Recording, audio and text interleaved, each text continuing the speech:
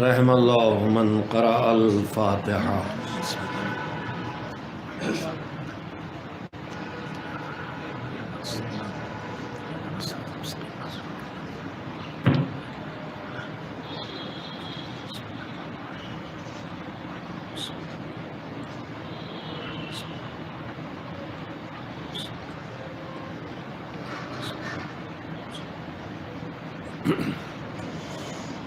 اعوذ باللہ من الشیطان اللعین الرجیم.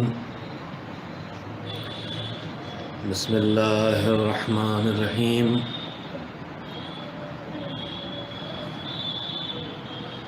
الحمد للہ رب العالمین والعاقبۃ للمتقین والجنۃ للمؤمنین والنار للملحدین والصلاة والسلام على سید الانبیاء والمرسلین سیدنا ونبینا وشفیعنا ابی القاسم محمد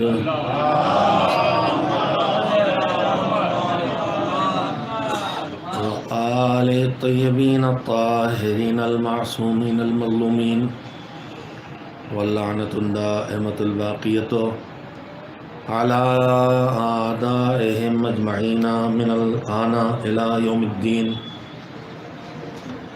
أما بعد فقد روى أبو الحسن علي بن موسى الرضا عليه الصلاة والسلام عن أجداده عن رسول الله أنه خطب في يوم من الأيام في شهر شعبان عن امیر المؤمنین قال رسول اللہ صلی اللہ علیہ وآلہ وسلم ایھا الناس انہ قد اقبل علیکم شہر اللہ بالبرکۃ والرحمۃ والمغفرہ. صلوات بھیجیں محمد وعلی محمد. گزارش ہے کہ برائے ایصال ثواب ایک بار سورہ حمد اور 3 بار سورہ توحید کی تلاوت فرما کے مرحومہ زینت فاطمہ بنت محب حسین مرحوم کی روح کو ہدیہ کر دیں. والد رضوان مصطفیٰ اور ریحان مصطفیٰ. بسم اللہ الرحمن الرحیم.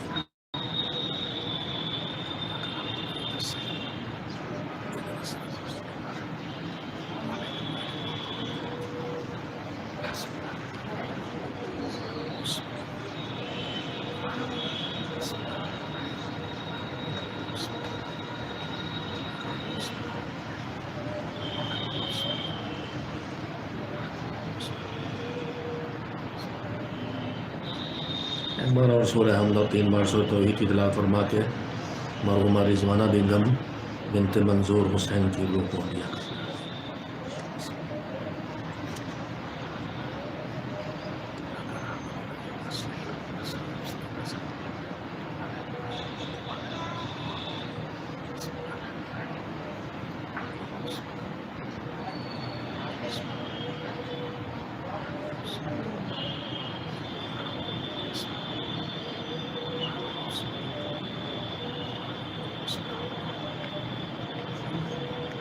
ایک بار صلوات بھیجیے محمد وعلی محمد.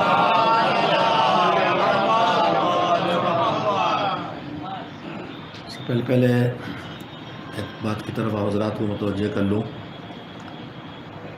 کہ ابھی میں نے 2 مرحوم خواتین کے لیے آپ سے ایصال ثواب کے لیے گزارش کی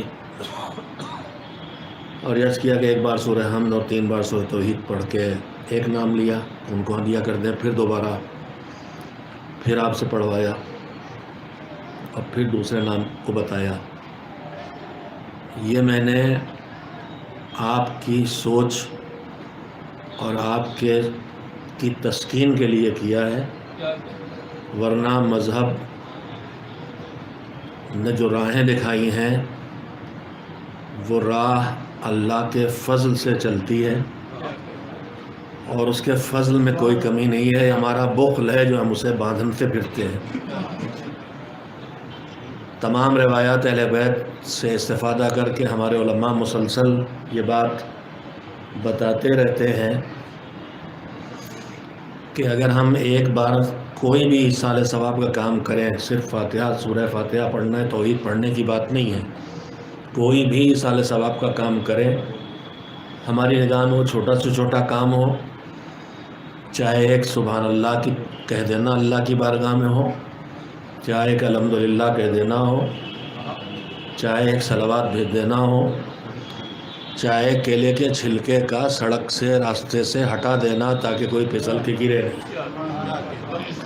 یا ٹپکتے ہوئے ٹوٹی کو ٹائٹ کر دینا تاکہ پانی ضائع نہ ہو، یہ سب ہماری نگاہ میں یا تو نیکیاں ہی نہیں ہیں یا بہت چھوٹی نیکیاں ہیں، لیکن ان میں سے کوئی نیکی بھی کبھی بھی کسی کے لیے بھی انجام دی جا سکتی ہے۔ اور یہ بھی واضح کر دوں کہ ہمارے درمیان ایصال ثواب کا تصور صرف مرحومین کے لیے ہے۔ یہ یاد رکھیے گا کہ ہم اپنے واجب عمل کا ثواب نہ کسی زندہ کو دے سکتے ہیں نہ کسی مردہ کو، لیکن اپنے مستحب کاموں کا ثواب ہم مردہ کو بھی دے سکتے ہیں اور زندہ کو بھی دے سکتے ہیں۔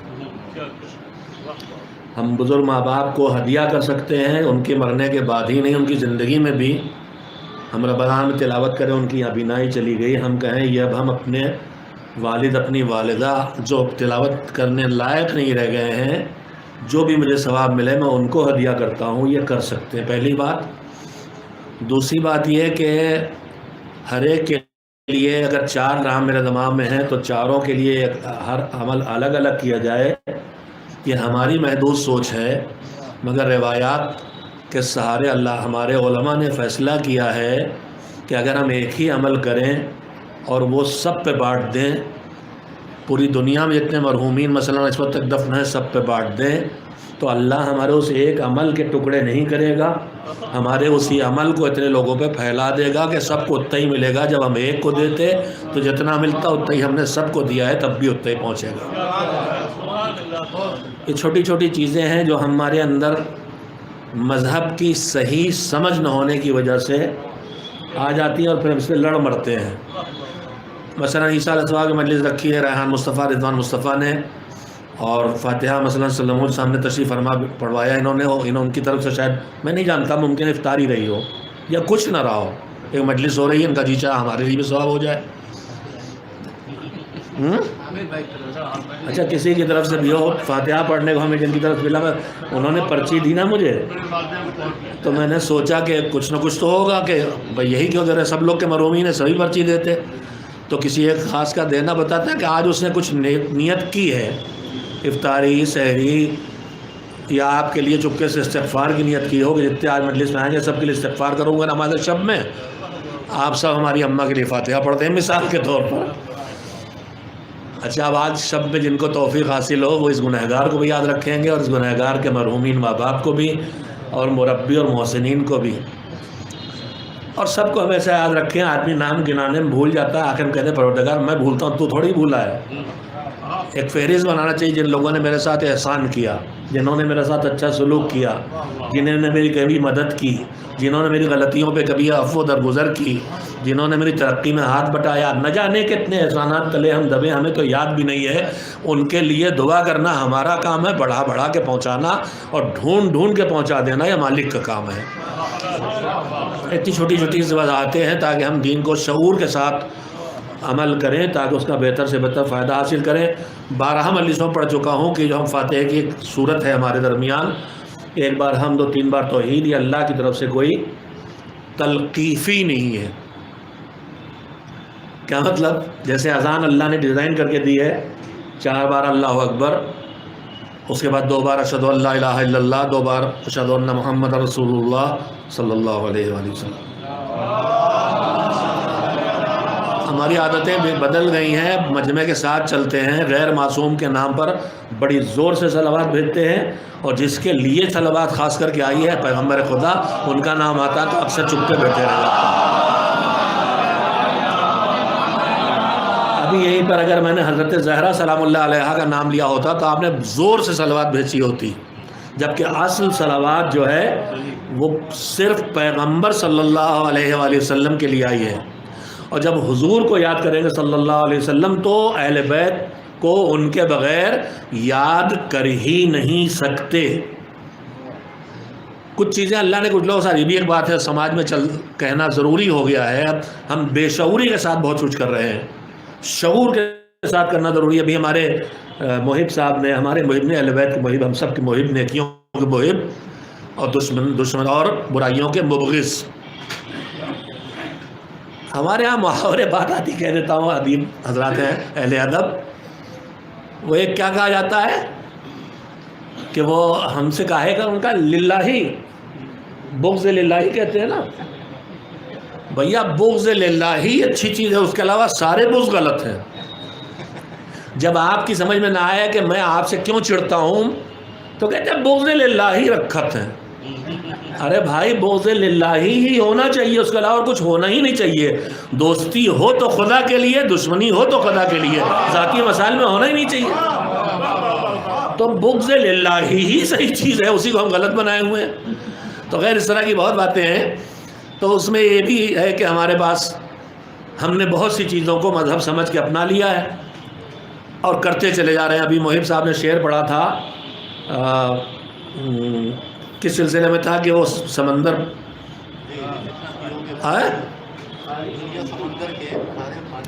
ہاں دنیا سمندر کے کھارے پانی جیسی ہے، جتنا پیو گے پیاس بڑھائے گی۔ میں شعر کے گوڑنے کا استاد ہوں، کہنے کا استاد نہیں ہوں، مگر ہر طرح کے لوگ ہوتے ہیں، کچھ ہوتے ہیں شعر کہنے والے، کچھ ہوتے ہیں شعر سمجھنے والے۔ انشاءاللہ سمجھنے والوں میں ہوں، تھوڑا بہت خیال ہے ایسا۔ مصرع تو میں صحیح پڑھ ہی نہیں سکتا۔ ہمارے بزرگ تھے مولانا شیخ محمد حیدر صاحب مرحوم، مامو جان مرحوم مولانا غلام عسکری کے دوست تھے، ہم جیسو کہتے تھے شاعر ایک مصرع، ایک مصرع کہہ دیا بس اس سے آگے نہیں کہہ سکتے۔ خیر تو انہوں نے بھی کہا تھا کہ دنیا کھارے پانی، روایت ہے، جتنا پیو گے پیاس بڑھے گی۔ تو مجھے روایت یاد آ گئی، اس کو سنانے کے وقت بھی یاد نکال لیا میں نے۔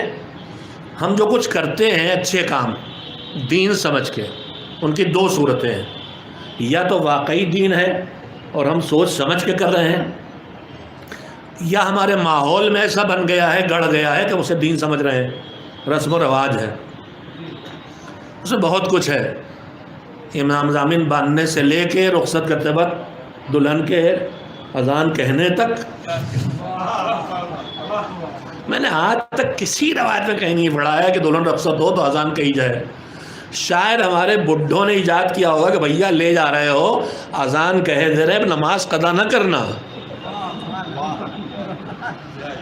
ہو سکتا ہے وجہ مجھے نہیں پتا ہے، باقی ہے کہ اذان تو ایک ہی اکیلی دکھائی دیتی ہے، جب پیدا ہوئے تو اذان کہی جاتی ہے، اور جب دنیا سے جاتے ہیں تو بغیر اذان کے نماز پڑھی جاتی ہے، اکیلی اذان یہی دکھائی دیتی۔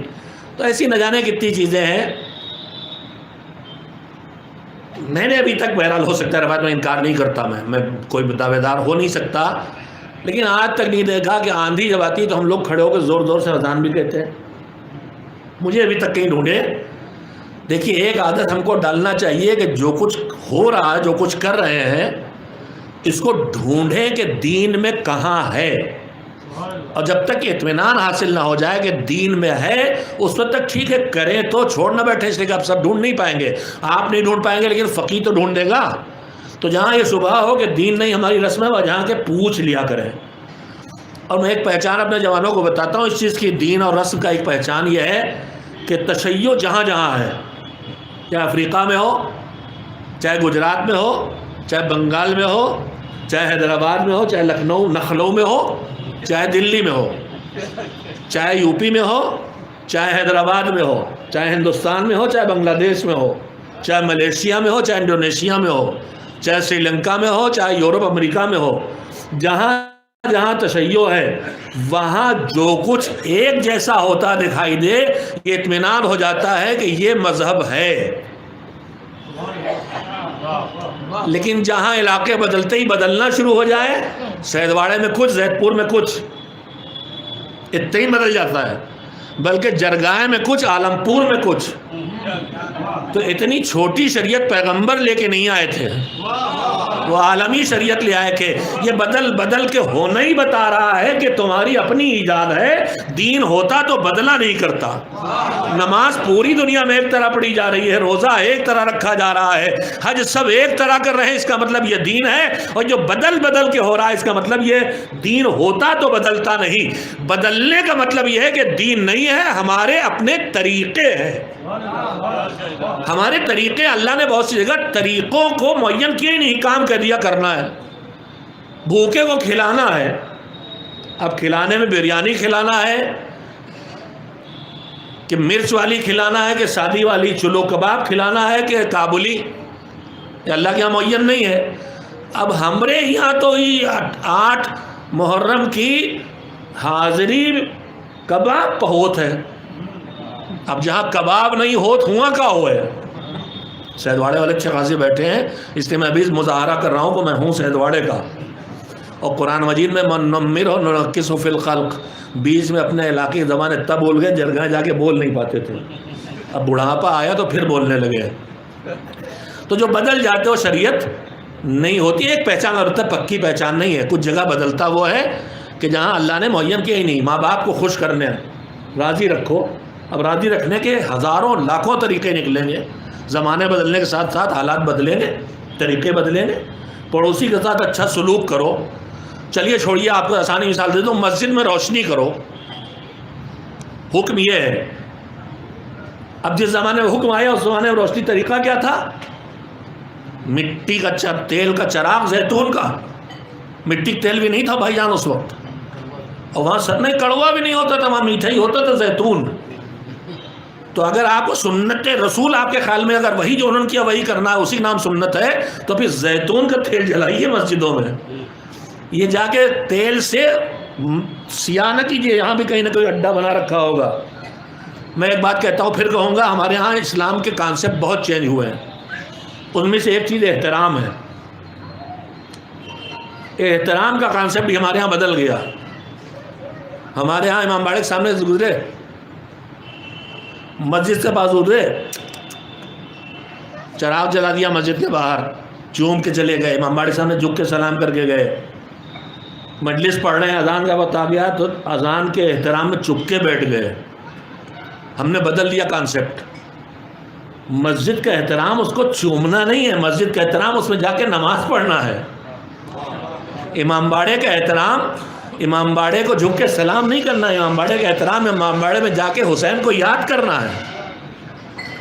اذان کا احترام، اذان سن کے چپ ہو کے بیٹھ نہیں جانا ہے۔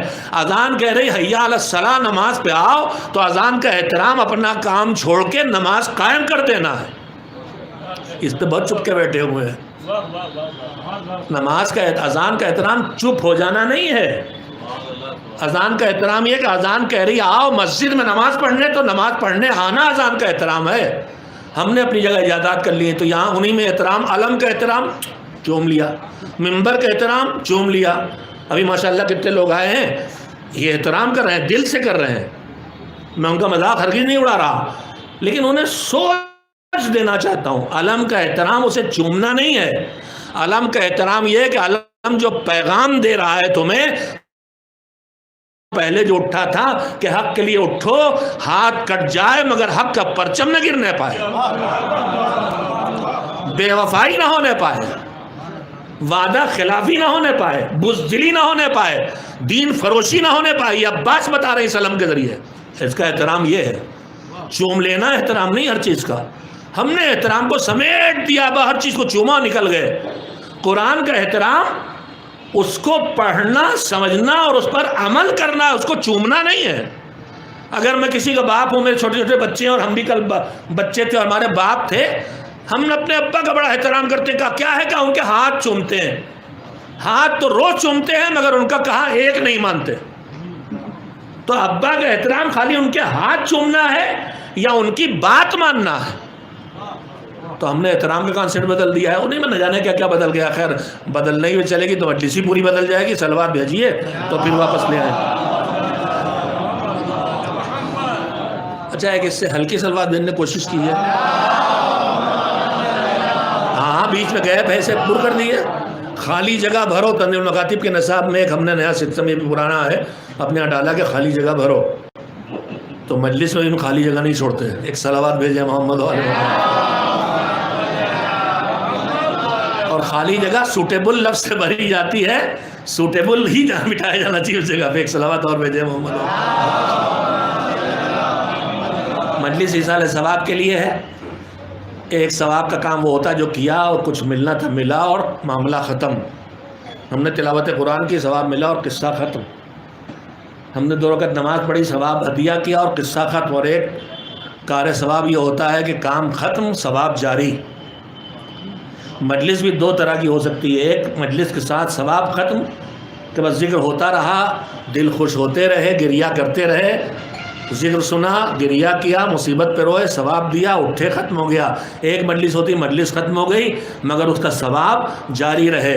مجلس ختم ہو گئی مگر روزہ رکھنے کا جذبہ آ گیا. مجلس ختم ہو گئی مگر تلاوت قرآن کا جذبہ آ گیا. مجلس ختم ہو گئی مگر مومن کو ستانے کا زور گھٹ گیا. تو اب جب تک یہ کام جاری رہے گا، مجلس ختم ہو جائے گی، ثواب جاری رہے گا. تو ایصال ثواب کی مجلس بھی اس طرح کی ہونا چاہیے کہ مجلس 20 منٹ میں، 40 منٹ میں، گھنٹے میں ختم ہو جائے مگر اس کا سلسلہ جاری رہے. میں نے اس وقت 2 موضوع ہیں پیش نظر، جس میں سے 1/3 حصہ تو وقت نکل گیا. ایک موضوع ہے ایصال ثواب کی مجلس تھی، جو میں نے اتنی سی بات کر لی. دوسرا موضوع ہے، 3 موضوع ہو گئے. ایک مجلس ہے، ایصال ثواب ہے، میں نے ایصال ثواب میں تھوڑی گفتگو کر لی. ایک یہ کہ ماں کے ایصال ثواب کی مجلس ہے. اور تیسرا یہ کہ رمضان کے مہینے میں ہے. تو میں نے گفتگو جو شروع کی تھی وہ رمضان کے مہینے سے شروع کی تھی، لیکن اب اسے آخر میں رکھوں گا. اور اب چونکہ ایصال ثواب ماں کے لیے ہے، لہذا ایک بات یہاں پر 1-2 باتیں عرض کرنا چاہتا ہوں. مجلسیں ہوتی ہیں اور ماں باپ کے حقوق بچپن سے ہم لوگ مسلسل سنتے چلے آ رہے ہیں. ہمیں، آپ کو سب کو پتہ ہے ماں باپ کی اہمیت کیا ہے، ماں باپ کی عظمت کیا ہے، ماں باپ کے حقوق کیا ہیں. فرمائش بھی کرتے ہیں لوگ کہ مولانا صاحب ماں باپ کے اوپر پڑھیے گا. آج کل کے جوان ماں باپ کی نہیں سنتے. مگر یہ آج کل کے جوان ماں باپ کی نہیں سنتے ہیں، اس میں قصوروار کون ہے ڈھونڈنے کی ضرورت ہے. سب باشعور حضرات تشریف فرما ہے. میں آپ سے 2 جملے کہہ رہا ہوں.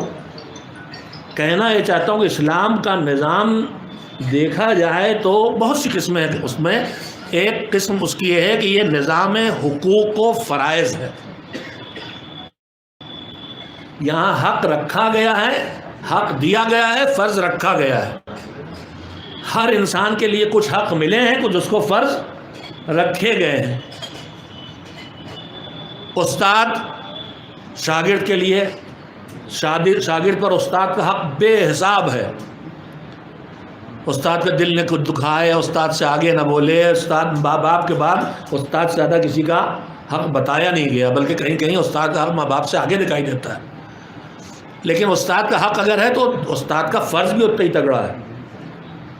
شاگرد کو پرورش کرے، شاگرد کو علم دے، شاگرد کو جہالت سے بچائے، شاگرد کو گمراہی سے بچائے. جتنی ڈیوٹی اتنا حق. ہم آپ اگر نوکری کرنے جاتے ہیں تو تنخواہوں میں فرق کیوں ہوتا ہے؟ 8 گھنٹے تو سب کے لگ رہے ہیں، لیکن تنخواہیں الگ ہوتی ہیں. ان کا 5,000، ان کا 15,000. کیوں؟ ان کا حق 5,000، ان کا 15,000. 8 گھنٹے بھی دے رہے ہیں، 8 گھنٹے وہ بھی. تو جواب یہی ہے کہ اپنی ڈیوٹی کے حساب سے پائیں گے، وہ اپنی ڈیوٹی کے حساب سے پائیں گے. تو پھر یہ یقین رکھیے کہ جہاں حق زیادہ ہوگا وہاں فرض اور ڈیوٹی بھی زیادہ ہوگی. ماں باپ کا حق مخلوق کی دنیا میں خالق کے بعد ایک طرف خالق کے حقوق ہیں، حق اللہ، اور ایک طرف لوگوں کے حقوق ہیں، مخلوق کے حقوق ہیں، انسانوں کے حقوق ہیں، حیوانات کے حقوق ہیں، درختوں کے حقوق ہیں، فضا کے حقوق ہیں، زمین، پہاڑ، کائنات کے حقوق ہیں، موجودات کے حقوق ہیں. خالق کے حقوق اور مخلوق کے حقوق. صرف حق الناس نہیں ہے، ہمارے پاس درخت کا حق بھی ہے، پانی کا حق ہے ہمارے اوپر، زمین کا حق ہے. ہم ایک کتاب نہیں پڑھتے، رسالۃ الحقوق، سید سجاد امام زین العابدین علیہ الصلوۃ والسلام، 13 صدیوں پہلے یہ رسالۃ الحقوق امام نے مرتب فرما دیا ہے کس پر کس کا کیا حق ہے. آج دنیا ترقی کر کے آئی ہے یہاں تک کہ جو ہیومن رائٹس پہ بہت بحث ہوتی ہے، مگر ہیومن رائٹس سب کچھ صدیوں کے تجربے کے بعد بھی لکھے گئے ہیں اتنے مکمل نہیں جتنا مکمل امام کا وہ مختصر سا رسالہ ہے، اور اس کا ترجمہ ہر زبان میں موجود ہے، اور ہم کو آپ کو پڑھنا چاہیے۔ ہم میں آپ میں جو کمیاں ہیں شیعوں میں، ان میں ایک کمی یہ بھی ہے کہ ہم حقوق کی طرف توجہ دیتے ہیں، فرائض کی طرف توجہ نہیں دیتے۔ شوہر صاحب اپنا حق جتا رہے ہیں بیوی پہ، بیوی اپنا حق جتا رہی، اور مجلسوں میں بھی ہم آتے ہیں تو شوہر کے ساتھ شوہر زیادہ ظلم ستم کر رہے تھے پہلے، لہذا یک رخی بات شروع کر دی ہم نے، صرف عورتوں کو حقوق بیان کرنے لگے، اتنے بیان کر دیے کہ ان کے فرائض بیان نہیں کیا جب حقوق والیاں بن گئیں۔ تو حق اور فرض دونوں، ذرا پانی نہ کرے، ساتھ ساتھ بیان ہونا چاہیے۔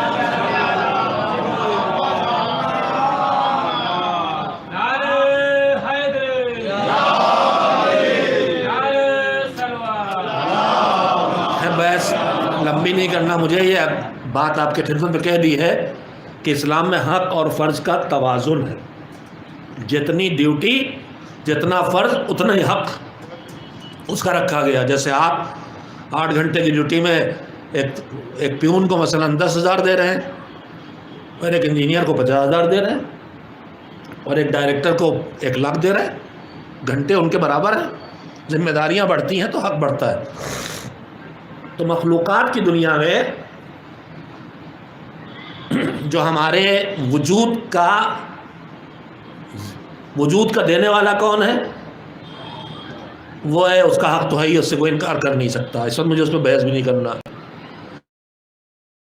لیکن ہمیں ملا ہے تو اللہ سے وجود کی نعمت جو ہمیں ملی، ہم تو ملی نعمت ایمان، جو کچھ بھی ملا ہے سب وجود کے بعد ہیں، تو مومن ہیں تو علم والے ہیں تو تقوی والے ہیں تو پیسے والے ہیں، تو ساری نعمتیں وجود پر منحصر ہیں۔ وجود جو ہمیں ملتا ہے وہ 2 وسیلوں سے اللہ سے ملتا ہے۔ ایک پوری کائنات کے لیے وجود کا وسیلہ ہے محمد و آل محمد علیہ السلام۔ میں نے ایک جملے میں فلسفہ اسلام و فلسفہ عقیدہ آپ کی خدمت میں رکھا ہے، جو اس کو نہیں سمجھ پاتا ہے وہ مخلوق کو خالق بنانے لگتا ہے۔ علی خالق نہیں ہے، علی وسیلہ خلقت ہے، علی رازق نہیں ہے، علی وسیلہ رزق ہیں۔ اللہ نے اس نور کو پیدا کیا، اس نور میں اتنی برداشت ہے کہ فضل خدا کو ادھر سے سنبھالے اور ادھر پہنچائے۔ آپ کے ہاں کنورٹر ہوتا ہے نا، اے سی کو ڈی سی اور ڈی سی کو اے سی، اور 9 وولٹ کو بدل رہا ہے، اس سے بدل رہا ہے۔ مثال ہوتی ہے 440 وولٹ پر 220 وولٹ پر آپ لگا کے ایک چھوٹا سے الیکٹریکل کنورٹر، اڈاپٹر، چارجر، اور اپنے بیٹری میں 9 وولٹ کی بیٹری دیتے ہیں، تو اگر یہ پوری 9 وولٹ والی نہیں، وہ 220 آ جائے تو ہمارا فون بگ سے جل جائے گا۔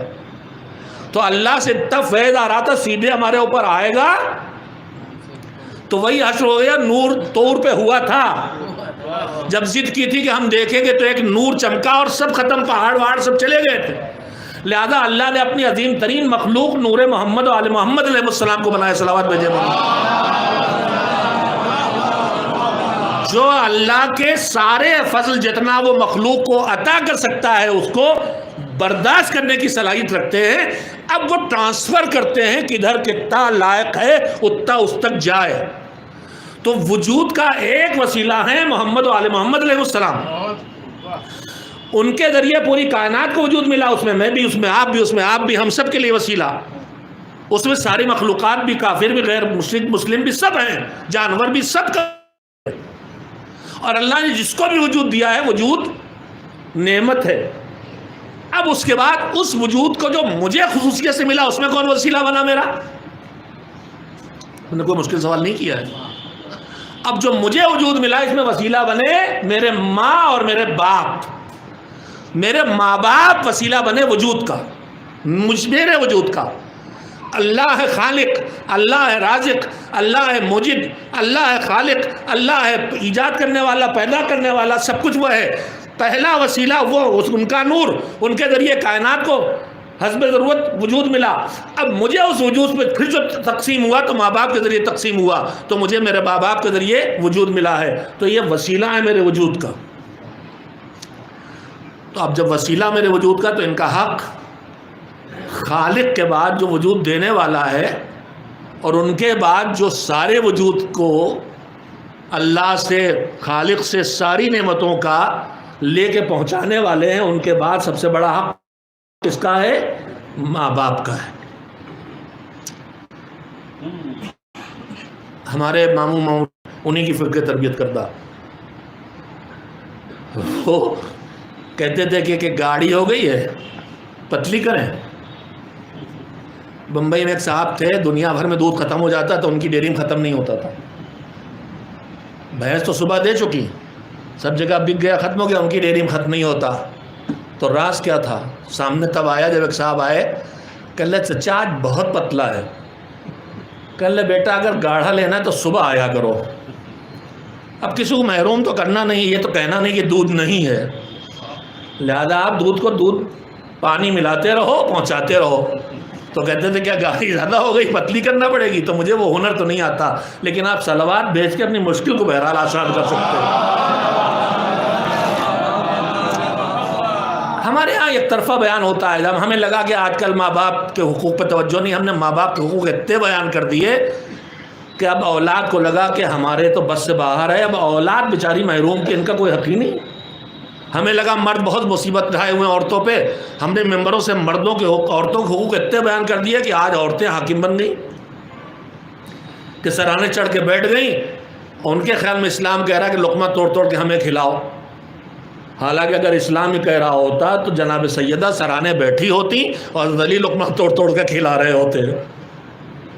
ہاں بہت ڈر رہے ہیں، یہاں بھی تعریف کرنے بھی ڈر رہے ہیں کہ گھر میں پکڑے جائیں گے، کیمرے پہ ریکارڈ ہو رہا ہے۔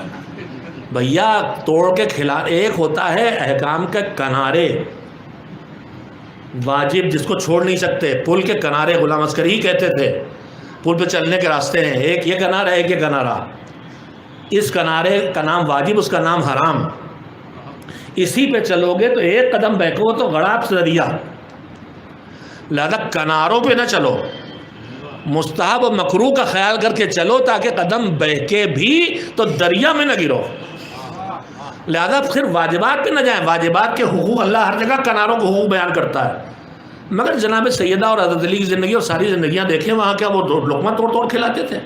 وہ خادمہ کے ساتھ گھر کام بانٹتی ہیں، مولا علی گھر کے باہر کا کام کریں گے، رسول اللہ نے بانٹ دیا، گھر کے اندر کا حضرت زہرا کریں گے، مگر اس کا یہ مطلب نہیں کہ اب گھر کے باہر کا کوئی کام ہے تو حضرت زہرا کا علی تمہیں کرنا، ہم سے کوئی مطلب نہیں، تم جا رہے ہو جہاد پہ تو اب سب کر کے جاؤ، یہاں ہم سے نہیں مطلب۔ اور جناب زہرا سے علی کہیں چھوٹے چھوٹے بچے سب پالو، مجھے تو کھانا ٹائم پہ پکا کے دو، گھر کے اندر کا کام مجھ سے کوئی مطلب نہیں۔ دیکھنے کی یہ ملتا ہے کہ اپنی ڈیوٹی کرنے کے ساتھ ایک دوسرے کا ہاتھ بٹا رہے ہیں۔ باہر کا کام جہاد ہے، تلوار لے کے علی آتے ہیں تو سیدہ ہمیشہ دھو کے اور سیکل کر کے رکھتی ہیں، ہاتھ بٹا رہی ہیں۔ گھر کا کام سیدہ کا ہے، مگر علی جہاد سے فرصت پاتے ہیں تو بی بی کھانا پکانے کے لیے گئی ہیں تو کہتے ہیں لاؤ دال میں چن دو، اور رسول اللہ نے اس پہ دیکھیے، آپ نے تعریف نہیں کہ اس پہ کرنا چاہیے تھی، آج کل آپ یہی تو کر رہے ہیں۔ آپ کے ہم یہ نہیں کر رہے، ہم نے کچن سے نکال کے باہر بٹھا دیا بیگم کو، ہم خود کچن میں مر رہے ہیں، وہ ہمارے لیے دال چن دیتی ہیں۔ چلیے یہی سے اتنا ہی ہو جایا کرے، دیکھا دال چن رہے وہ بھی مسئول، تو بہت دعائیں دی رسول اللہ نے۔ تو ایک دوسرے کا ہاتھ بٹانا، ایک دوسرے کے معاملات میں دخل اندازی نہیں کرنا، ہاتھ بٹانا ہے۔ خیر بعد میں بات آئی، جو کام کی بات آتی ہے میں کہہ دیتا ہوں، اس معاشرے کی ہماری بہت ضرورت ہے۔ اس وقت ٹکراؤ اسی لیے ہو رہا ہے کہ ہم خالی حقوق پہ چڑھے بیٹھے ہیں، اپنے فرائض نہیں دیکھتے۔ بیگم صاحبہ کو سارے حقوق یاد ہیں، مگر یہ یاد نہیں ہے کہ آپ کی ساری بناوٹ سجاوٹ جو سڑکوں پہ جا کے نکلنے کے لیے ہوتی ہے وہ سب حرام ہے۔ آپ کی ساری سجاوٹ گھر میں اپنے شوہر کے لیے ہونا چاہیے۔ آپ کی بولے کچھ مردانگی باقی رہ گئی، اسی بات پہ صلوات بھیج دیجیے۔ اور شوہر صاحب کی ساری مردانگی اسی میں ہے کہ 11 بجے رات تک باہر پان کی دکان پہ چبا چبا کے تھوک تھوک کے گپ لڑا رہے ہیں، اور تھکی ہوئی بیوی چھوٹے چھوٹے بچوں کو سنبھالے بیٹھی ہے کہ آ جائیں تو انہیں کھانا بھی گرم کر کے کھلا دے، اگر رکھ کے سو جاتی ہے تو نالائق کہلاتی ہے۔ آپ کی ڈیوٹی ہے آپ ان کا خیال رکھیں، ان کی ڈیوٹی ہے آپ کا وہ خیال رکھیں، ایک دوسرے کے سہارا بن کے زندگی جینے کے لیے ہے۔ اور اللہ نے کہا ہے کہ اجنبی جوڑے کو جب ملاتے ہیں ہم تو ہمارے اس ملن، ہمارے اس ملن کا نتیجہ یہ ہوتا ہے کہ جعل بینکم مودۃ و رحمہ، قانون نہیں آتا بیچ میں، تمہارے درمیان میں دل کے اندر کی محبتیں آ جاتی ہیں اور ایک دوسرے کے اوپر رحم کا جذبہ آ جاتا ہے۔ شوہر تھکا ہوا گھر میں آئے تو بکھیڑا لگ کے کھڑی ہو دروازے پر کہ اتنی دیر میں آئے ہو، دیکھو تھک گئے ہو، پکانا ہے، کھانا ہی پکانا، افطاری پکانا، اور بچوں کو سنبھالنا، ابھی پٹ پٹا کے باہر سے آیا، نہ جانے کتنی جھڑپیں کھا کے اب تم سے پٹے، اور آپ تھکے ہوئے باہر سے آئیں تو آپ آتے ہی فوراً بگڑ جائیے گا کہ ابھی افطاری تیار نہیں، دن بھر میں وہ یہ بچہ اس نے پٹک دیا ہے، اس کا پیشاب نکل گیا ہے، تلے اوپر 2-3 ماشاءاللہ سے اللہ نے دے دیا، دینا ہی چاہیے اور لینا ہی چاہیے۔ اسی کو حضور نے نہیں کہا فیملی پلاننگ کرو، حضور نے کہا بچے پیدا کرو، جتنی تعداد تمہاری ہوگی اسی تعداد پہ میں تمہارے پر فخر کروں گا۔ یہ یہودیت ہے جو خود ذلیل ہے، اپنے کو خدا سمجھتی ہے، رازق ہم ہیں، پڑھانے کی ذمہ داری ٹھیکہ ہمارا، روزی ٹھیکہ ہمارا۔ یہ کورونا کے نام سے یہ آبادی گھٹا رہے ہیں کہ کھانا کم پڑ رہا، مت ڈالو کھانے والوں۔ یہ یہودیت ہے، اپنے کو رازق سمجھ رہے ہیں، ہم رازق نہیں سمجھ رہے ہیں، وسیلہ رزق ہے۔ حضور کی بارگاہ میں ایک شخص آ کے بیٹھا، تھوڑی دیر میں ایک آدمی آیا، اس نے آ کے اس کے کان میں کچھ خبر دی، اس کے چہرے کا رنگ اڑ گیا۔ حضور نے کہا کیا ہوا، کیوں رنگ اڑ گیا؟ کہا گھر سے نکلا تھا تو بچے کی ولادت ہونے والی تھی، لڑکی پیدا ہوئی تو رنگ اتر گیا چہرے کا۔ تو امام نے کہا حضور نے کہا کیا بگڑ گیا تیرا؟ اور اللہ نے پھول دیا ہے تیرے گھر میں، اسے سونگ، اس کے مزے لے، خوشبو سونگ، روزی تو اللہ دینے والا ہے، تجھ سے کیا مطلب ہے؟ ہم ٹھیکیدار بنے ہیں کہ روزی ہمیں پیدا کرنا ہے، کمائی اتنی ہے زیادہ۔ ہم جب خود ہمارے ماں باپ غریب تھے اور ہم 5-7 سے کم نہیں تھے تو ہم سب پڑھ لکھ کے بنے روزگار پہ آئے کہ نہیں آئے، لیکن ہم خود غرض نہیں بنے، ہم دوسرے کو کچلنے والے نہیں بنے، دوسرے کا خیال رکھ کے جینے والے بنے۔ نئی نسل 1-2 والی، یہ میرا کمرہ، یہ میرا کمرہ، یہ میری گاڑی، یہ میری گاڑی، شیئر کرنے کے جذبہ چلا گیا، ایثار کے جذبہ چلا گیا، ایک ساتھ مل جل کے بسر کرنے کے جذبہ چلا گیا، ایک دوسرے کا خیال رکھ کے جینے کا جذبہ چلا گیا، فراوانی آ گئی نعمتوں کی۔ یہ ہماری کمیاں، خیر بات نکلی لمبی ہو گئی۔ تو ماں باپ کے حقوق بہت بڑے ہیں، اتنے بڑے ہیں، سن لیجئے، تھوڑا سے جاگ جائیے، آپ مذہبی لوگ ہیں، مسائل شرعی سے واقف ہیں۔ یہ بتائیے کہ پنجگانہ نماز جو فریضہ ہے، 5 نمازیں، کیا ان کا جماعت سے پڑھنا واجب ہے؟ صرف جمعہ کا جماعت سے پڑھنا واجب ہے، اس کے علاوہ کسی نماز کا جماعت سے پڑھنا واجب نہیں ہے، مستحب ہے، بہت ثواب ہے۔ خالی ایک نمازی، ایک ماموم کھڑا ہو جائے کہ امام کے ساتھ، تو 1 رکعت 70 نمازوں سے بدل جاتی ہے۔ ہم لوگ ان میں بھی بڑے ناسمجھ ہیں، جب تک مولانا صاحب اعلان نہ کریں کہ ہم جماعت پڑھا رہے ہیں، چاہے 10 مولانا مسجد میں کھڑے پڑھ رہے ہوں، مومنین آ کے فرادہ پڑھنے لگتے ہیں۔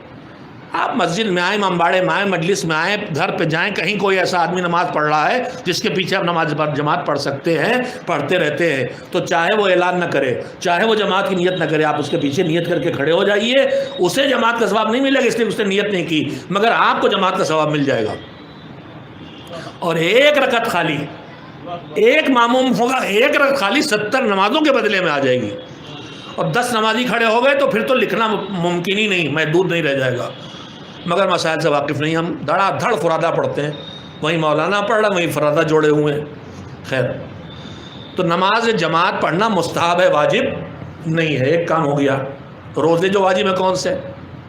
رمضان کے واجب ہیں، اس کے علاوہ پورے 11 مہینوں میں کوئی روزہ واجب نہیں، مستحب ہے۔ ہم نظر کر لیں وہ الگ سے واجب ہو جائے گا، کفارہ ہے وہ الگ سے واجب ہوگا، قضا وہ الگ سے، لیکن 12 مہینوں میں صرف 1 مہینے روزہ واجب ہے، باقی ہر مہینے مستحب ہیں۔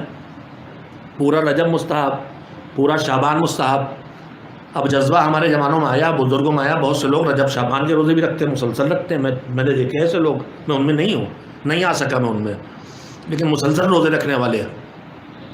جوانوں میں جذبہ ہے، وہ بھی مستحب روزے رکھتے ہیں، لمبا دن، جاگ کی سختیاں، دشواریاں، روزہ رکھ رہے، افطاری سحری بھی نہیں، گھر والے اٹھتے ہیں بغیر سحری کے، روزہ رکھ لیا، اماں بے چین ہے، بیٹا واجب نہیں تم پر روزہ، قضا وضا نہیں ہے، مستحب روزہ رکھ رہا، نہ رکھو روزہ۔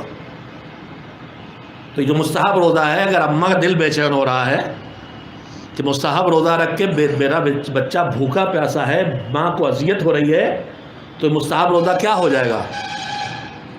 اب مستحب روزہ رکھنا مستحب نہیں رہے گا، جائز نہیں رہ جائے گا۔ مسئلے تو میں نے دونوں کہہ دیے، مگر آپ نے سوئے ہوئے دماغ سے سنے. نماز جماعت کی مستحب ہے، واجب نہیں ہے. روزہ مستحب ہے رمضان کے علاوہ. آپ سنیے مسئلے، آدھا سنا ہے میں نے. مجھ پر نماز اولاد پر، میرے ماں باپ تو دنیا سے رخصت ہو گئے، جوان ہیں میرے بیٹے ہیں، میرے بچے ہیں جن کے ماں باپ زندہ ہیں. بیٹا فرادہ گھر میں پڑھتا ہے، ابا کہہ رہے ہیں مسجد چلو، وہ نہیں جاتا. کہ صاحب جماعت واجب تھوڑی ہے. لیکن سنو مسئلہ، اگر ماں باپ کہے کہ جماعت سے نماز پڑھو تو جماعت سے نماز پڑھنا واجب ہو جائے گا. جوان پر روزہ رکھنا رجب شعبان میں مستحب ہے، واجب نہیں ہے، قضا نہیں ہے، مستحب ہے. لیکن اگر ماں یا باپ کو اس کے روزہ رکھنے سے اذیت ہو، لمبا دن گرمی افطاری سحری کے بغیر روزہ رکھ رہا ہے اور وہ منع کرے کہ میرے دل کو اذیت ہو رہی، دیکھیے کاٹ دیا. شیطان صاحب یہی کام کرتے ہیں، جڑ بھی گیا. شیطان ہے تو اس کے آگے مکرو مکر اللہ بھی ہے. صلوات بھیجے محمد علیہ. جوانوں کے فیور میں کہا جماعت سے پڑھو تو مستحب نماز واجب ہو گئی. مستحب روزہ رکھنے سے ماں یا باپ کو اذیت ہو رہی ہے، واجب میں نہیں. آج کل ماں باپ واجب میں روکتے ہیں، وہاں نہیں روک سکتے. مستحب میں اذیت ہو رہی تو یہ مستحب حرام ہو جائے گا. تو مجھے کہنے دیجئے کہ ان کی رضا اور ان کی خوشنودی اور ان کی خوشی کی اتنی قیمت ہے کہ یہ راضی ہو جائیں تو مستحب واجب بن جائے، اور ان کی رضا نہ ملے تو مستحب حرام ہو جائے. تو جب اس چھوٹے سے وجود میں جو وسیلہ بنے ہیں ان کی رضا اتنی دخل اندازی کرتی ہے، تو جو پورے کائنات کے وجود میں وسیلہ اہل بیت بنے ہیں ان کی رضا کے بغیر کوئی عبادت کہاں چلنے والی ہے. ایک صلوات بھیجے محمد و آل محمد علیہ وسلم. مگر یہ حقوق اتنے بڑے کیوں رکھے گئے کہ ان کی رضا شامل، مرضی شامل، خوشنودی شامل، خوشی شامل، تو مستحب واجب ورنہ مستحب حرام اس لیے رکھے گئے کہ ان کی ڈیوٹی بھی سخت ہے. ان کی ڈیوٹی ہے کہ تمہارے گود میں جو بچہ اور بچی آئی ہے اب اسے تمہیں انسان بنانا ہے. ہم نے اسے مسلمان بنایا ہے، تمہیں اسے مسلمان بچا کے رکھنا ہے. میں اس سلسلے میں ایک پوائنٹ آپ کی خدمت کہنا چاہتا ہوں. آج ہمارے بزرگ ماں باپ جوانوں کی شکایت کرتے ہیں، یہ قابو میں نہیں ہے، سنتے نہیں ہیں، یہ ہماری بات نہیں مانتے، نماز نہیں پڑھتے، مجلس میں نہیں آتے وغیرہ وغیرہ، ہمارا کہنا نہیں سنتے، احترام نہیں کرتے. اور ہمارے جوان مذہبی جوانوں میں ایک مصیبت آ گئی. میں نے بھی ایک لطیفے کی شکل میں پڑھا تھا لیکن حقیقت پائی ہے میں نے. ایک جوان گھر سے نکلا، تیار ہو کے جا رہا تھا. ابا نے کہا بیٹا پانی پلا دو. کہاں جا رہے ہو بیٹا؟ جا رہے کام سے. کہا بتا بیٹا پانی پلا دو. اماں سے کہہ دیے پلا دیں. چلے گئے ابا پانی پلائے بغیر. اماں لے آئی، پانی پلایا. ابا نے پوچھا یہ بھیا اتنی جلدی میں کہاں گئے کہ اماں پانی پلا دیں؟ نہیں پلایا. کہنے لگے یہ سبیل لگانے گئے. سوتے میں سن لیا آپ نے. سڑک پہ سبیل لگانے گئے، سب کو پانی پلائیں گے، گھر میں باپ کو نہیں پلائیں گے. ہو رہا اس وقت. ایسی دینداری کسی کام کی نہیں ہے، ایسی دینداری کسی کام کی نہیں ہے. یہ سوشل ورک نہیں ہے، یہ اپنے گھر کو اجاڑنا ہے. پہلے اپنا دیکھیے پھر باہر جائیے. مذہب آپ کو یہی سکھاتا ہے. ایک صلوات بھیجیں محمد و آل محمد.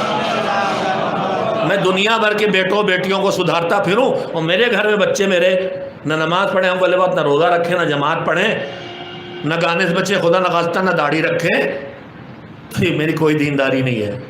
یہ کوئی دینداری نہیں. پہلے اپنے گھر کو دیکھو. قوا انفسکم واہلیکم نارا. پہلے اپنے آپ کو اور اپنے گھر والوں کو جہنم سے بچاؤ پھر باہر نکلو. تو ماں باپ کی ذمہ داریاں بڑی ہیں. مسلمان اللہ نے بنایا ہے، مسلمان رکھو. میں ایک جملہ، اور میں جو اچھی بات کسی کی ہوتی ہے تو دہراتا بھی ہوں، نام بھی لیتا ہوں. مولانا محسن تقوی صاحب دہلی، امام جمعہ مسجد میں، جو پرانی دلی میں مسجد ہے جامع مسجد، اس میں بہت اچھی بات کہی انہوں نے. پچھلی کانفرنس میں آئے تھے. جناب لقمان کی وصیتیں ہیں قرآن میں. اللہ نے اسے قرآن بنا کے پیش کر دیا. لقمان نبی نہیں تھے، صرف ایک حکیم، یعنی حکیم طبیب نہیں، حکیم یعنی باشعور، سمجھدار، بافہم انسان.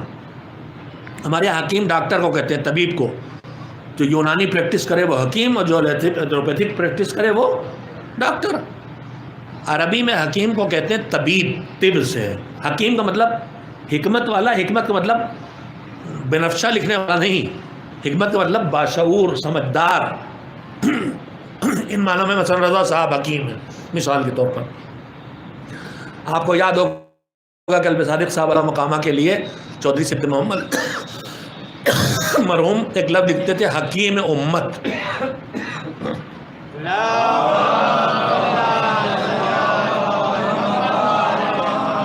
دسترخوان پہ پانی تھوڑا دیا جاتا بھائی، منبر پہ تھوڑی تھوڑا دیا جاتا ہے. ایک صلوات اور بھیجے محمد والے.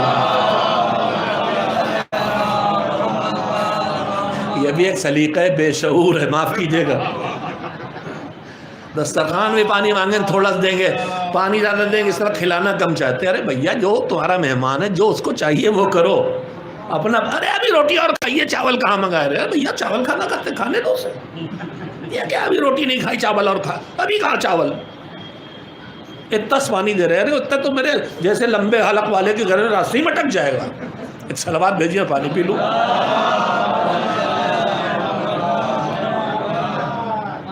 ہمارا کلچر بہت بگڑا ہوا ہے. میں پھر کانسیپٹ بتاتا ہوں. ہمیں تہذیب سکھائی گئی کہ کہیں جب گاؤں سے نکلے، دیکھو چائے پینا تو پیالی صاف نہ کر دینا، نیچے چھوڑ دینا، کہیں مر بھوکے ہیں. پلیٹ بالکل چاٹ کے صاف نہ کرنا، کھانا تھوڑا ضرور چھوڑنا. ہم سب کرتے ہیں نا. یہ اسلام کیا کہہ رہا؟ تبذیر حرام ہے، نعمتوں کا پھینکنا حرام ہے. جو 2 گھونٹ چائے آپ فیشن میں چھوڑ رہے ہیں، یہ فیشن غیر اسلامی ہے. اسلامی فیشن گھونٹ چھوڑنا نہیں ہے، ایک قطرہ بھی نعمت کا قدر کرنا ہے. اسلامی فیشن پلیٹ میں تھوڑا کھانا چھوڑ کے استغنا ظاہر کرنا نہیں ہے. اسلامی فیشن یہ ہے کہ پلیٹ کو بالکل صاف ستھرا کر دو.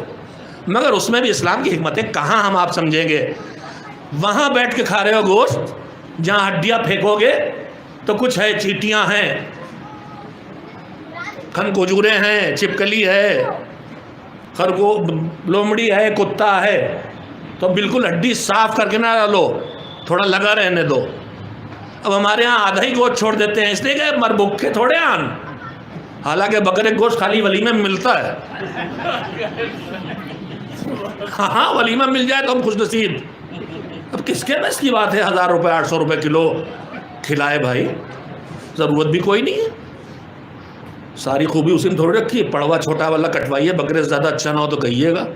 اور کبھی کبھار کھانے سے نہ کولیسٹرول بڑھ جاتا ہے نہ کچھ ہو جاتا ہے. یہ سب بے ایمانوں نے آپ کو بیوقوف بنایا ہے تاکہ نعمتوں سے محروم رہیں، دوائیں کھائیں.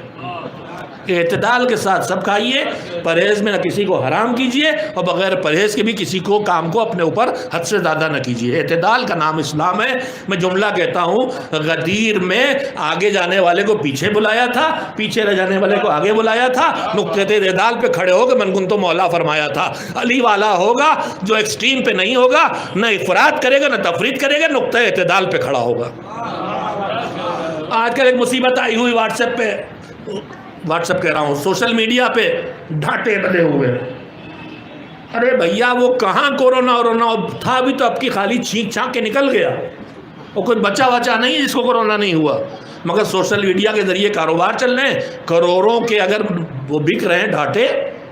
آپ جا کے پڑھ لیے، تمام پڑھے لکھے حضرات بیٹھا، چیلنج کر رہا ہوں میں، جتنی طرح کے بھی یہ ناک کے اوپر میں ڈھانٹا کہتا ہوں اسے، فیشن میں اس کا کیا نام ہے؟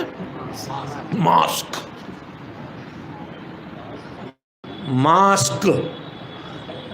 جتنی باریک سے باریک ماسک بنے یہ کورونا وائرس کو روک لیتا ہو تو بتائیے گا. سب جھوٹ ہے، سب بے ایمانیاں ہیں، سب بزنس ہے. ابھی میں نے پڑھا تھا اور مجھے اطمینان ہے کہ صحیح پڑھا ہے میں نے، کہ پوری دنیا میں جتنے کورونا پھیلا ہے اگر سب سمیٹ لیا جائے وائرس تو 1.5 گرام ملے گا کل. بھیا 1.5 گرام میں جو کئی ہزار کروڑ ایک آدمی کے بدن میں پہنچ گئے ہیں، تو یہ تم کپڑے کی جھنلیدار سے ایسی ویسے ہی ہے جیسے وہ مرغا جالی میں مچھر روکا جائے. ایک صلوات بھیجے محمد والے. باندھے ہوئے ڈھانٹا. سائنس کہہ رہی بھیا بہت باندھے رہو گے، اگر باندھنا ہی تو کاغذ والا باندھو، شام کو پھینک دو. روز باندھے وہی کپڑے والا کنجوسی بھی چل رہی ہے. تو اپنی گندگی اگل رہے ہو. ایگزاسٹ فین اللہ نے لگایا تھا اور وہی ایگزاسٹ فین سے پھر ہوا کھینچ کے وہی گندی واپس لے رہے ہو، جس سے کینسر ہو جانے کا ڈر ہے. یہ سائنس اتنے دنوں میں سمجھ چکی ہے. تو خدا کے لیے اعتدال پہ چلیے. ایک صلوات بھیجیے محمد والے محمد. قرآن مجید میں اچھی باتوں کو اللہ نے نقل کیا، چاہے کسی کی ہو. مسجد میں مجلس میں محسن نقوی صاحب نے پڑھی، میں اسے نقل کر رہا ہوں۔ قرآن مجید میں جناب لقمان حکیم، حکمت والے، سمجھدار، باشعور، مربی، اچھے بیٹے کو نصیحتیں کی ہیں۔ ان نصیحتوں میں بہت کچھ ہے۔ پہلی نصیحت یہ ہے کہ شرک نہ کرو بیٹا۔ پھر مثلا یہ ہے کہ زمین پہ اکڑ کے نہ چلو، غرور نہ کرو۔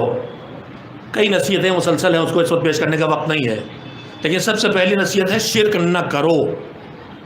محسن نقوی صاحب نے متوجہ کیا، میں اس سے پہلے متوجہ نہیں ہوا تھا، اور اللہ نے جو کہا ہے کہ عربی تمہیں سمجھ میں آئے چاہے نہ آئے، عربی کو رٹ کے یاد کر کے بڑھاتے رہو آگے، اسی لیے کہا ہے کہ اگر میں ترجموں پہ اٹک گیا تو جو ترجمہ فرمان صاحب کے دور کی عقل نے سمجھا تھا اتنی پہ رکے رہیں گے، پھر آگے اللہ نے جو قرآن کو قیامت تک کے لیے بنایا ہے وہ والا ہم تک نہیں پہنچے گا۔ لہذا اصل کا محفوظ رہنا ضروری ہے تاکہ ہر زمانے میں جتنی عقل بڑھے، جتنا علم بڑھے، اس اعتبار سے قرآن کو پھر سمجھا جائے۔ آپ 50 سال سے اگر قرآن پڑھ رہے ہیں تو آپ کی معلومات میں اضافہ ہوا ہے، اور آپ جب قرآن پڑھیں گے تو آپ کو نئی چیزیں اس سے سامنے آ جائیں گی جو پہلے آپ کو علم تھا ہی نہیں، سائنس پہنچی نہیں تھی، اب پہنچی تو قرآن سے نکل آئی وہ چیز۔ اس لیے عربی کا محفوظ رہنا ضروری ہے۔ آج کل ہمارے یہاں بھی فیشن چل گیا، چونکہ دو دیا گیا کہ سمجھ پڑھو قرآن، سمجھ کے کرو دعا، تو اب خالی ترجمے چلنے لگے۔ ترجمے نہ کیجیے ہرگز اکیلے، ترجمے پڑھیے، سمجھیے، لیکن خدا کے لیے اصل کو محفوظ رکھیے۔ اس لیے کہ حضور نے فرمایا ربا حامرا فقہ الی من ہوا افقہ منہ، فقہ یعنی دین کی سمجھ کی بات اٹھا کے اگلی نسلوں تک پہنچانے والا کبھی کبھی اپنے سے بڑے فقیہ کی طرف پہنچاتا ہے۔ ہر پچھلے فقیہ سے اگلا فقیہ آگے جاتا ہے، تبھی تو مرجع وقت بنتا ہے کہ پچھلے کے فتاوی سے اختلاف کرتا ہے۔ استاد شاگرد سے آگے ہی جاتا ہے، تبھی تو اس سے نظریے سے اختلاف کرتا ہے۔ تو اسلام تو مسلسل یہ سکھا رہا ہے۔ خیر، تو قرآن مجید کو عربی میں، دعاؤں کو عربی میں بھی رہنا چاہیے۔ جناب لقمان نے نصیحتیں کی اپنے بیٹے کو، اس میں پہلی نصیحت یہ تھی کہ شرک نہ کرو۔ بھئی یہ بتائیے کیا جناب لقمان کا بیٹا مشرک تھا؟ کیا بت پرستی کر رہا تھا؟ بتائیے۔ جناب لقمان اس سے کہہ رہے تھے شرک نہ کرو، اکڑ کے نہ چلو۔ کہتے دنوں تک جناب لقمان نے اسے کچھ سکھایا ہی نہیں تھا، شرک بھی کر رہا تھا، اکڑ کے بھی چل رہا تھا، جھوٹ بھی بول رہا تھا، سب کر رہا تھا۔ کہا نہیں، تو پھر اس سے کیوں کہہ رہے بیچارہ کہاں شرک کر رہا، اس سے کہہ رہے شرک نہ کرو۔ توجہ دے، بہت قیمتی بات کہنا چاہتا ہوں۔ شرک کر نہیں رہا، اس سے کہہ رہے نہ کرو، کیوں؟ اس سے کہ جس دنیا میں رہ رہا یہاں شرک پھیلا ہے، اگر اس برائی پر اسے پہلے سے نہ ٹوکیں گے تو اس برائی میں چلا جائے گا۔ ہم سے غلطی یہ ہو رہی ہے کہ بچے کو پہلے سے آگاہ نہیں کرتے ہیں، جب برائی میں پڑ جاتا ہے تو آتے مولانا کوئی تعویذ لکھ دیجئے سمجھ جائے۔ اگر تعویذوں سے اسلام پھیلنے والا ہوتا، دین آنے والا ہوتا، تو رسول اللہ نے تعویذ سے ابو لہب کو بھی سدھار دیا ہوتا، ابو سفیان کو بھی سدھار دیا ہوتا۔ لہذا جو خطرات چاروں طرف پھیلے ہیں ان کی طرف متوجہ کرنا ماں باپ کی ذمہ داری ہے۔ یہ تبھی ہوگی جب وہ خود اپنے کو سکھائیں گے، سنبھالیں گے۔ یہیں پہ فل اسٹاپ۔ اور تیسرا وقت ختم ہو گیا۔ میں نے کہا تھا کہ رمضان کی مناسبت سے، تو میں رمضان مناسبت سے میں نے جو جملے پڑھے ہیں وہ خطبہ شعبانیہ کہلاتا ہے۔ رسول اکرم حضرت محمد مصطفیٰ صلی اللہ علیہ وسلم کے پرپوتے جناب امام علی رضا علیہ السلام نے اپنے آباء و اجداد سے نقل کیا، اور مولا علی تک بات پہنچی۔ مولا علی نے بتایا کہ ایک دن رسول اللہ مسجد میں آئے تو انہوں نے خطبہ دیا، اور دوسری روایت میں وہ جمعے کا خطبہ تھا، اور اس میں خطبہ دیا نہیں، تقریر کی۔ کوئی یہ نہیں کتاب ہاتھ میں لے کے عربی میں پڑھا گیا جو ہم لوگ کرتے ہیں۔ خطبے کا مطلب عربی میں کچھ دعا جیسی چیز پڑھ کے آپ کو سنانا نہیں۔ خطبے کا مطلب ہے حمد و ثنا کرنا ایک، دعا کرنا مومنین کے لیے دو، اور مومنین مومنات کو حالات زمانہ سے اور دین سے باخبر کرنا، یہ ہے خطبہ۔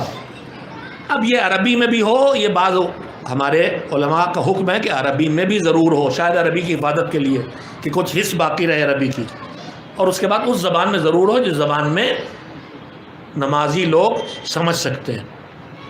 حمد و ثنا، استغفار، موعظہ، حالات زمانہ سے واقفیت، ان دونوں خطبوں، نبی اور نبی پر صلوات، ان کو یاد کرنا، یہ خطبوں کا خلاصہ ہے۔ تو اس خطبے میں حضور نے فرمایا کہ رمضان آنے والا، تو اہم پوائنٹ ہے رمضان، بہت مفصل خطبہ، اور اسے آپ کو ترجمہ کے ساتھ پڑھنا چاہیے، اور پورا گوگل پہ بے حساب موجود ہے اردو ترجمہ، ضرور پڑھیے۔ اچھا رمضان گزارنا چاہتے ہیں تو حضور نے خود بتایا اچھا رمضان کیسے گزارو، میں صرف اس کی خوشبو آپ کو سنانا، ہلکی سی سونگھ لیجیے، جیسے عطر فروش ذرا سے آپ کے عطر لگاتا ہے کہ اچھا لگے خود ہی خریدیں گے۔ حضور نے فرمایا ایھا الناس، لوگو، یعنی کہ ایھا المسلمون، انسان ہو چاہے مسلمان ہو چاہے نہ ہو، اسلام مسلمانوں کے لیے نہیں آیا، اسلام انسانوں کے لیے آیا ہے۔ انسان جب اسلام پہ آئے گا تو مسلم ہو جائے گا۔ مسلم یعنی مجھ سے سلامتی پاؤ گے، دشمنی نہیں پاؤ گے۔ مسلم یعنی مجھ سے اطاعت پاؤ گے، جھگڑا نہیں پاؤ گے، مالک کی برگاہ میں انکار نہیں پاؤ گے۔ خیر، ایھا الناس ہے لوگو، قد اقبل الیکم شہر اللہ، 12 مہینے کس کے ہیں؟ کیا محرم اللہ کے علاوہ کسی اور نے بنایا ہے؟ کیا ربیع الاول کسی اور کا بنایا ہے؟ نہیں، مگر رمضان کا مہینہ اللہ کا مہینہ، وقت باقی نہیں تشریح کا۔ قد اقبل الیکم شہر اللہ، اللہ کا مہینہ تمہاری طرف آ رہا ہے۔ یہ ہماری خوش نصیبی ہے کہ رمضان تک ہم پہنچ جائیں جیتے ہوئے، اس لیے کہ رمضان کے فضائل میں ایک فضیلت یہ بھی ہے کہ روایات مسلسل کہتی ہیں کہ اگر کوئی آدمی اپنے گناہوں کو سال بھر اللہ سے اس کی مغفرت نہ حاصل کر سکے تو بدبخت ہے وہ انسان جو رمضان میں بھی اپنی مغفرت حاصل نہ کر سکے۔ اور پھر چھٹے امام کا ارشاد ہے کہ اگر شب قدر بھی کوئی آدمی اپنے گناہوں کی معافی اللہ سے حاصل نہ کر سکے تو اب اس کے پاس بس ایک جگہ بچتی ہے، حج کرنے جائے اور 9 ذی الحجہ کو یوم عرفہ میدان عرفات میں بیٹھ کے توبہ کرے۔ اتنا قیمتی شب قدر ہے جسے ہم افطاری اور سحری کے پکوان میں زیادہ گزارتے ہیں اور دعا و توبہ استغفار میں کم گزارتے ہیں۔ شبہ قدر عروج ہے رمضان کا، اللہ کا مہینہ تمہارے پاس آ گیا، کیا کیا لے کے آیا ہے میں اس وقت واقعی گفتگو نہیں، میں روز آپ سے کہنا چاہتا ہوں، ہم نے اس مہینے کی ابتدا سے آن لائن ہندوستانی ٹائم سے 11:30 بجے یوٹیوب پر تنظیم المکاتب کے ایک پروگرام نشر کرنا شروع کیا ہے، جو امریکہ میں ایک محب ہیں جناب احتشام نقوی صاحب، وہ وہاں سے براڈ کاسٹ کرتے ہیں، ہم یہاں سے شریک ہوتے ہیں، تنظیم کے افاضل شامل ہوتے ہیں اور دونوں طرف کی کوششوں سے مشترکہ پروگرام نشر ہو رہا ہے جو پوری دنیا میں الگ الگ جگہوں پہ دکھایا جا رہا ہے۔ 10:30 بجے تنظیم المکاتب یوٹیوب کو آن کیجیے گا، انشاءاللہ مل جائے گا، اور آپ سے گزارش ہے کہ دیندار طبقے تک بلکہ مومنین تک اس کے لنک کو پہنچاتے رہیے۔ تنظیم المکاتب ٹائم کیجیے گا، تنظیم المکاتب لائیو ٹائپ کیجیے گا، رمضان کا پروگرام کا لنک آ جائے گا۔ تو رمضان کا مہینہ آیا ہے، کیا کیا لے کے آیا؟ بالبرکہ، برکت لے کے آیا۔ برکت بس مختصر سے لفظوں میں سن لیجیے، ہم آپ سب ایک ایک آدمی 2 جاب اب یہاں بھی کر رہے ہیں، ہم میاں بیوی بھی کمانے لگے ہیں، یورپ امریکہ میں سب کماتے ہیں، کہتے کماتے تو بہت ہے مولانا مگر پورا نہیں پڑتا۔ تو کمانا زیادہ اور پورا نہ پڑنا یہ ہے برکت کا اٹھ جانا، برکت یہ ہے کہ تھوڑے کا پورا پڑ جانا۔ اس کی مثال یہ ہے کہ ایک بکرے کی ران 14 صدیوں پہلے مکے کے بنی عبد المطلب و بنی ہاشم جو رسول اللہ نے جمع کیے تھے، آج بھی وہاں کا عرب بیٹھتا ہے، بکرا ڈھانک کھا جاتا ہے، مٹھی مار مار کے کھا جاتا ہے، 2-3 عرب بیٹھے، بکرا صاف، ایک ٹانگ کتنی تھی، ایک ران تو ہم آپ بھی نپٹا دیں گے، ایک آدمی نہیں نپٹائے گا، 2 نپٹا دیں گے، 4 نپٹا دیں گے۔ ایک بکرے کی ران پکڑی تھی ذوالشیرہ میں 40 مکے کے تگڑے لوگ بنی ہاشم، ایک سے ایک تگڑا، بنی عبد المطلب، بنی ہاشم بھی نہیں، صرف بنی عبد المطلب تھے۔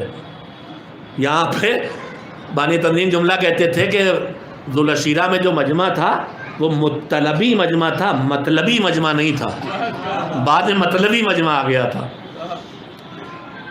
ایک ران تھی، اس کا سالن پکوایا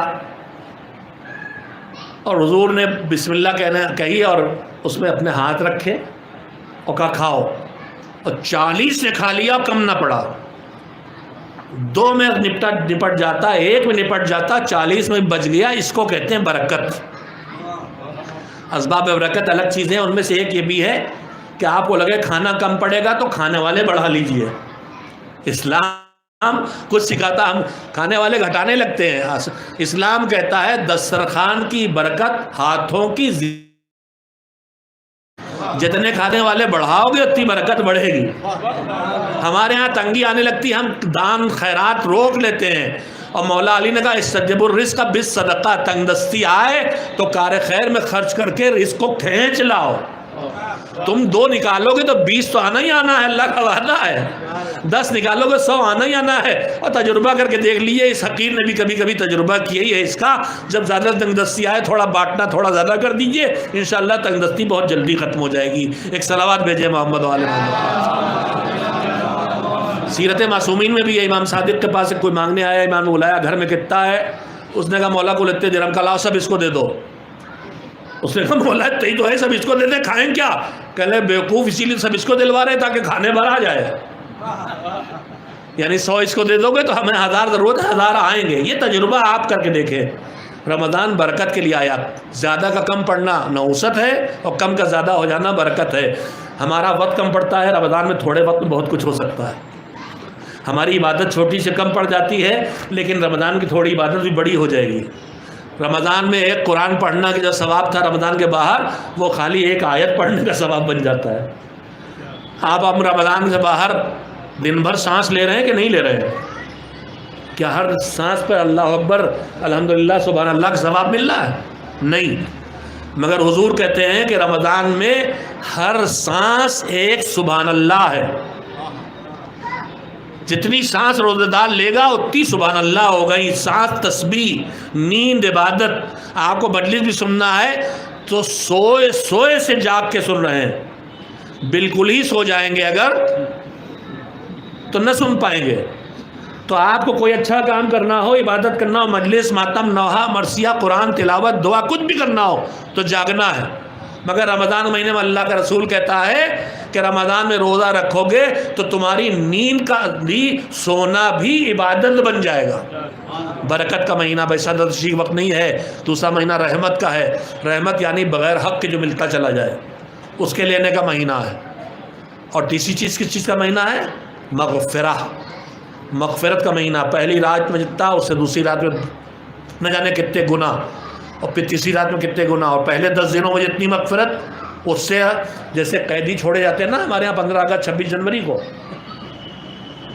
تو کوٹا ہوتا ہے، جتنا ایسی ڈیٹس آتی زیادہ بڑھ جاتا ہے. ویسے ہی رمضان میں پہلی 10 راتوں میں اتنے گناہ لوگوں معاف ہوتے ہیں، اگلی 10 راتوں میں وہ اور بڑھ جاتی ہے، پھر اگلی 21 سے 30 والی میں اور بڑھ جاتی ہے. لہذا ہماری کوشش یہ ہونا چاہیے کہ رمضان نکلے تو اس طرح نہ نکلے کہ گناہ ہمارے پاس باقی رہ جائیں. رمضان نکلے تو اس طرح نکلے کہ ہم اتنے پاک و صاف ہو جائیں کہ حج کے قابل بن جائیں. اس لیے کہ آپ رمضان کی ہر دعا میں دیکھیں گے بار بار حج کی دعا ہے. یعنی رمضان اس لائق انسان کو بناتا ہے کہ روزہ رکھ کے اب تم اس قابل ہوئے کہ دور سے اللہ کی عبادت کی، اب جاؤ اللہ کے گھر میں اور پھر اس کے مہمان ہو جاؤ. وہاں بھی ضیوف الرحمان کہلاتے ہو، یہاں بھی اللہ تمہیں اپنا مہمان کر رہا ہے. دور سے مہمانی کر کے رمضان ہے، اور جب اپنے گھر بلا کے مہمانی کرے گا تو حج ہے. رمضان اچھا گزارو گے تو حج تک انشاءاللہ پہنچ جاؤ گے. ایک صلوات بھیجیں محمد و آل محمد. بس میں نے ختم کی بات. حج کی بات آئی، رمضان کی بات آئی تو مجھے حسین یاد آ گئے. ان کا شوق تھا اللہ کی عبادت کرنا، جب جہاں جو موقع مل جائے. ان کے پاس سواریاں تھیں، مکہ سے مدینہ سینکڑوں کلومیٹر دور ہے. گاڑیوں سے اب بہت اچھے راستے ہو گئے، پھر بھی 5-6 گھنٹے لگ ہی جاتے ہیں. مگر اس وقت پاپ یادہ کیا تھی امام حسن علیہ السلام نے. پیدل سواری موجود ہے مگر پیدل چل رہے ہیں. کیوں؟ کہ اللہ کے گھر میں جا رہے ہیں، اس میں زیادہ اچھا لگتا ہے. پیر سوجیں، جائیں ہم اس طرح. حسین کو بھی یہی شوق ہے. مدینہ چھوڑنا پڑا تو مکے پہنچے، اس شوق میں پہنچے کہ اللہ کا گھر ہے، یہاں پناہ لیں گے. مگر حسین نے جو اللہ کے گھر میں پناہ لی تو دشمن نے وہیں حسین کی قتل کا منصوبہ بنا لیا، اور وہیں خون بہے گا. حرمت کعبہ کی حفاظت کے لیے حسین نے مکہ چھوڑا. مکہ نہیں چھوڑا، حج چھوڑا. ہم آپ حج کے لیے تیار ہوں، ہمیں ایک دم سے حج کے لیے روک دیا جائے تو کتنی اذیت ہوتی ہے. ابھی کورونا میں سب ہوا ہے، کبھی حج سے روک دیے گئے، کبھی عمرہ سے روک دیے گئے، کبھی زیارت سے روک دیے گئے، کبھی مجلس سے روک دیے گئے. ہم کتنا بے چین تھے.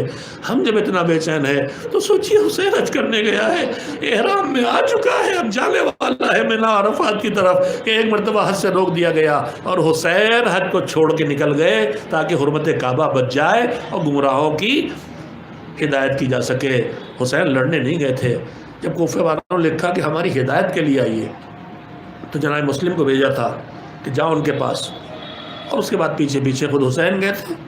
یہ اور بات ہے کہ کوفے والوں نے دغا کی، مسلم بھی شہید ہوئے اور حسین بھی کربلا میں قیدی بن کے شہید ہو گئے۔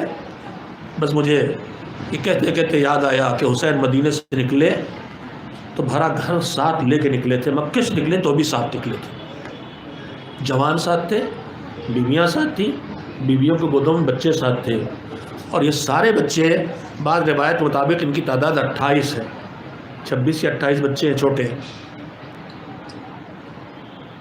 6 مہینے کے اصغر سے لے کے 9-10 سال کے عبداللہ ابن حسن تک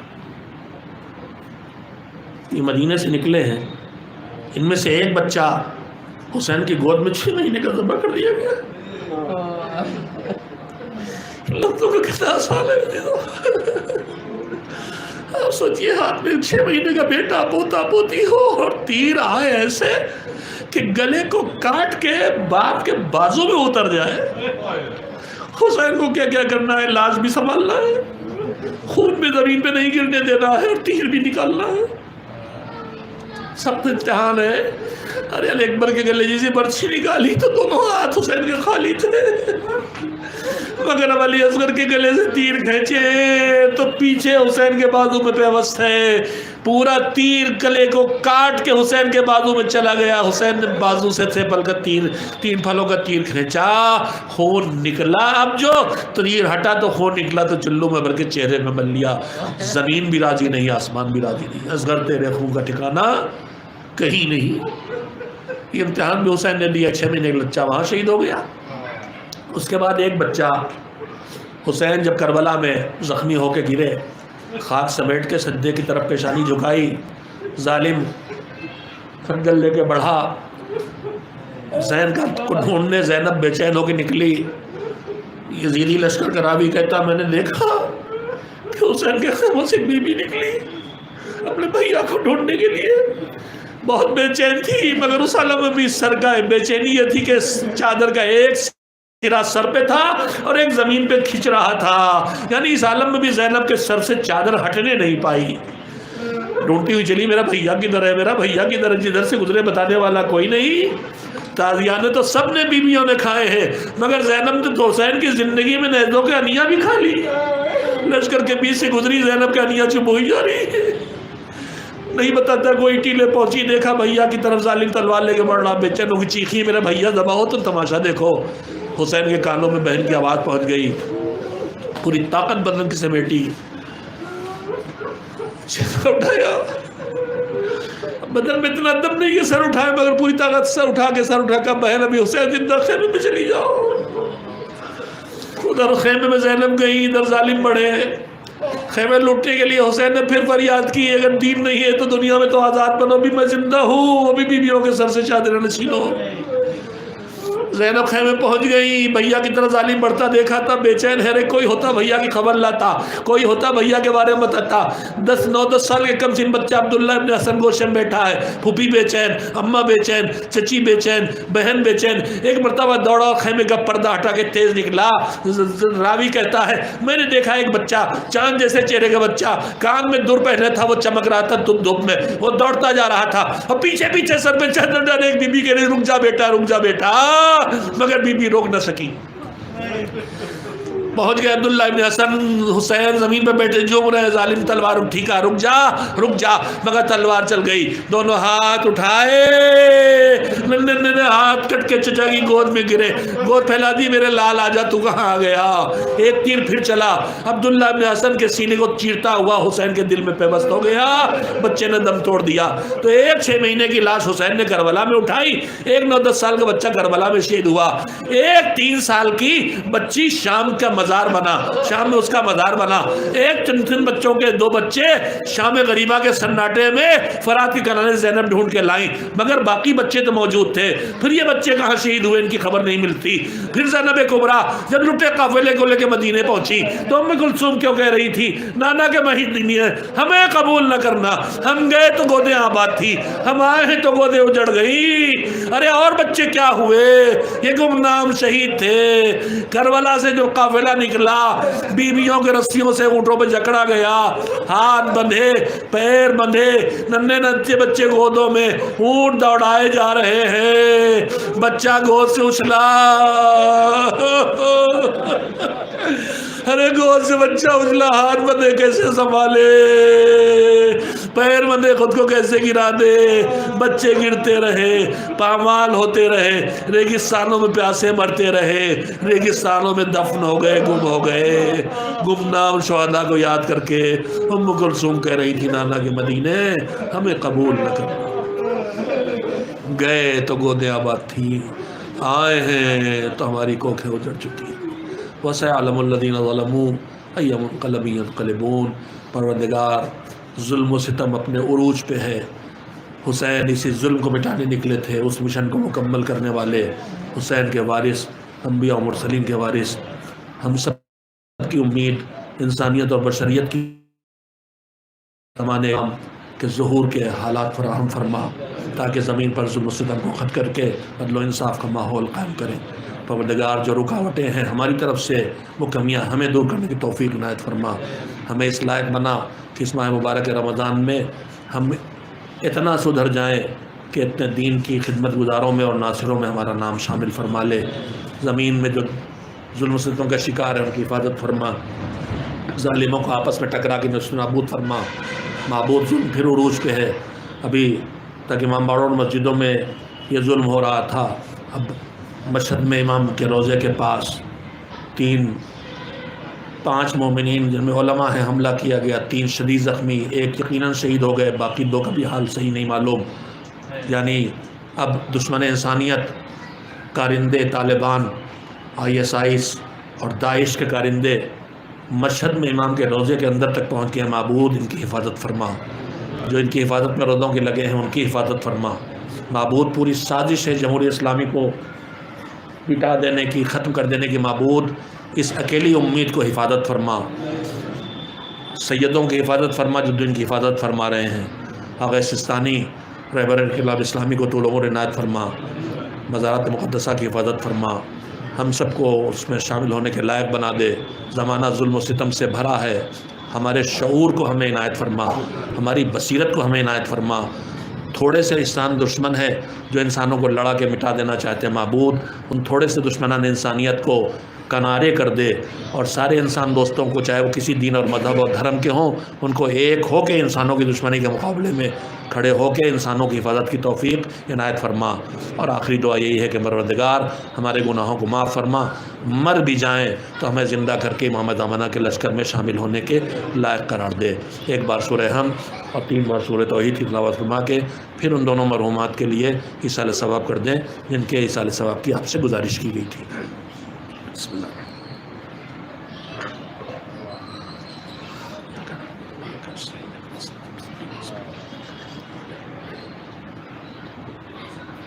بسم اللہ الرحمن الرحیم۔